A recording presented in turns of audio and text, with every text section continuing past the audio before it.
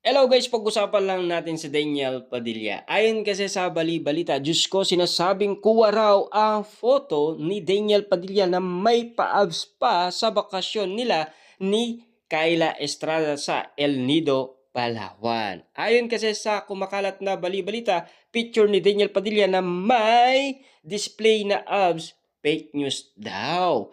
Maraming netizens ang nawaw mali sa fake news sexy topless photo ni Daniel Padilla na kumalat sa X at Reddit noon Miyerkules ng umaga.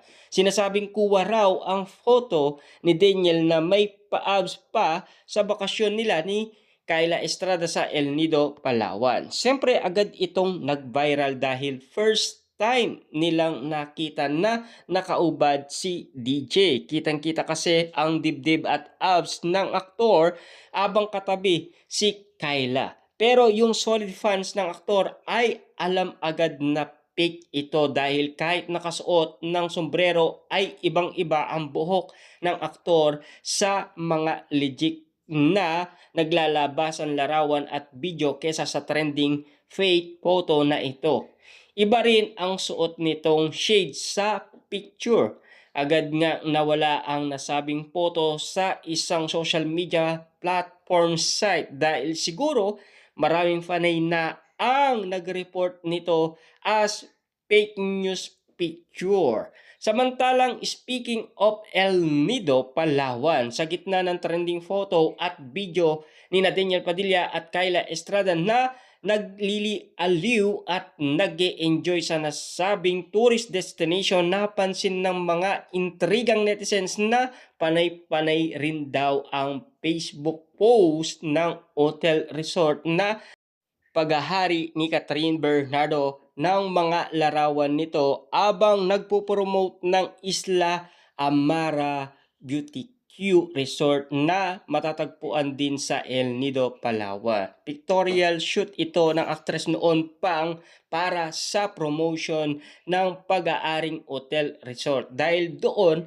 akala tuloy ng mga fanay ay nasa nasabing lugar din si Catherine Bernardo. Nakakaloka. Grabe nga naman kasi ang bali-balita. Animo akala ng karamihan nandoon si Catherine Bernardo sa sarili niyang resort. Siyempre, alam niyo naman siguro nandoon si Daniel Padilla at Kyla Estrada na alam niyo naman siguro, no, pinipilit pa rin ng mga Delulu fans ng Katniel fans na sana magkaroon pa rin ng pag-asang magkabalikan sina Daniel Padilla at Catherine Bernardo. Ay papaano nga naman kasi si Catherine Bernardo ay patuloy lang nagpaparamdam.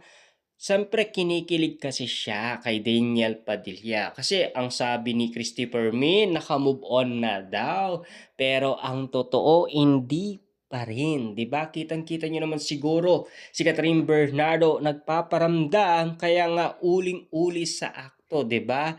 Pero inala kasi ng mga netizens nandoon daw si Catherine Bernardo, pero sa paliwanag ng resort, matagal na daw iyon. Dati pa yun, o nagpo-promote si Catherine Bernardo noong siya ay nasa El Nido, Palawan. Sinabi nga naman kasi ng pag-aaring hotel resort, pictorial shoot ito ng aktres noon pa para sa promotion ng pag-aaring hotel resort. Yan kasi ang sinasabi ng balita sa atin. Siyempre alam niyo naman siguro, no, talagang nilililaw lang sa atin ng bali-balita lahat ng mga kumakalat na issue para at least malaman natin ang katotohanan kung fake ba or legit ba ang mga kumakalat na bali-balita. At least nag enjoy sina Daniel Padilla at Kyla Estrada. Pero may mga kumakalat ngayon na photos ni Daniel Padilla at Kyla Estrada na mukhang lilipat daw sila sa Boracay. Yan kasi ang mga pinag-uusapan ngayon sa social media na tila kumakalat na ang nasabing larawan nila na tila nasa Boracay daw ang dalawa. ayon kasi sa balita na dali-dali nga naman kasing kinikilig ang karamihan, lalong-lalo na ang mga solid fans ni Daniel Padilla at Kyla Estrada na talagang kinabaliwan ang nasabing photo ni Daniel Padilla at Kyla Estrada na talagang patuloy lang nagpapakilig si Daniel Padilla at Kyla Estrada sa isa't isa, lalong-lalo na sa mga fans na talagang kinabaliwan, pinagkaguluhan, pinagpiyestaan at patuloy lang pinag-uusapan. Grabe nga naman kasi ang mga tambay sa social media na talagang pinagkakaguluhan nga naman kasi ang nasabing kilig na kilig ang dalawa sa isa't isa. Yan kasi ang updated sa atin ng balita. Samantalang may pinag-uusapan nga naman kasi Daniel Padilla winarningan si Lela Ford, ang kapatid ni Daniel Padilla na bunsong anak ni Carla Estrada.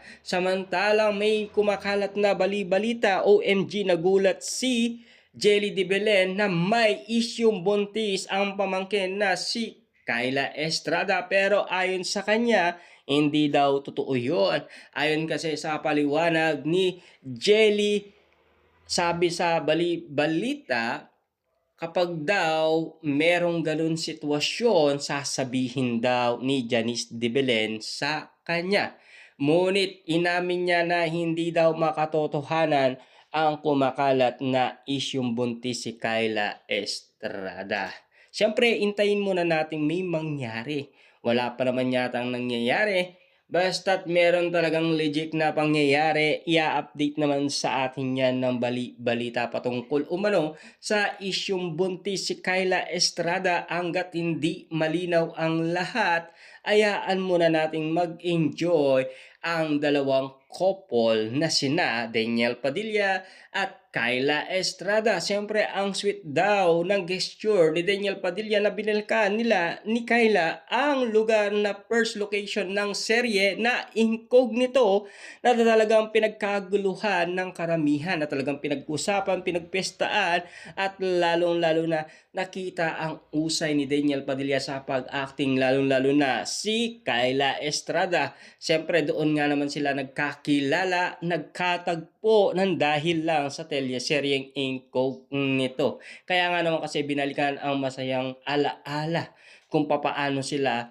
nagkita at nagkakilala. Kung papaano nga naman kasi lumawak ang pagiging magkaibigan nila sa isa't isa. Lalo-lalo na kasi si Daniel Padilla ay in love nga naman kasi kay Kyla Estrada, dahil kitang-kita nga naman kasi ng karamihan na talagang pinagkaguluhan, pinag-usapan at pinagpiyestaan. Lalong pinag-usapan nga naman kasi noong si Catherine Bernardo ay nagsiselos nga naman kasi kay Kyla Estrada, na talagang inagaw nga ba ni Kyla Estrada si Daniel Padilla. Kaya nga naman kasi naloka ang mga solid fans ni Catherine Bernardo at Daniel Padilla, dahil ang usap-usapan baka daw may pag-asa pang magkabalikan ang dalawa.